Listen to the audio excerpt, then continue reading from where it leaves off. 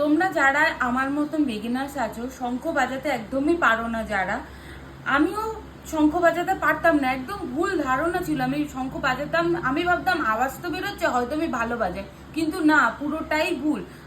আমি আগে কি করতাম, বিগিনার্স হয়ে যেরকম করতাম, এই যে আমাদের শঙ্খের যেই ফুটোটা আছে না, এটাতে আমরা ফু দিতাম, যত হাওয়া যত দম আছে ফু দিয়ে আমরা এরকম বাজতো, উপর থেকে নিচে আসতাম। কিন্তু এইটা অ্যাকচুয়ালি শঙ্খ বাজানোর নিয়ম নয়। শঙ্খ বাজানো যারা প্রো তারা দেখাচ্ছে, তাদের কি নিয়ম, মুখটাকে আগে পুরো খুলতে হবে, এরকম যেমন জল যেরকম খাও না তোমরা সেরকম করে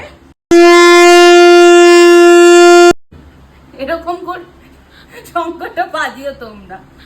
আর সবার কাছে একটাই, অনেক জিনিস অনেকের কাছ থেকে নাও হতে পারে, সবাই আমরা সবটা পারি তা নয়, কিন্তু প্রোটেস্ট করতে গেলে তোমরা নর্মালি প্রোটেস্ট করতে পারো, মুখে বলেও। এডিটিং করে অভিনয়টাকে সবসময় সামনে না এনেও প্রোটেস্ট করা যায়, নিজের ভেতরের যে মানুষটা আছে সেটাকে বের করেও প্রোটেস্ট করা যায়।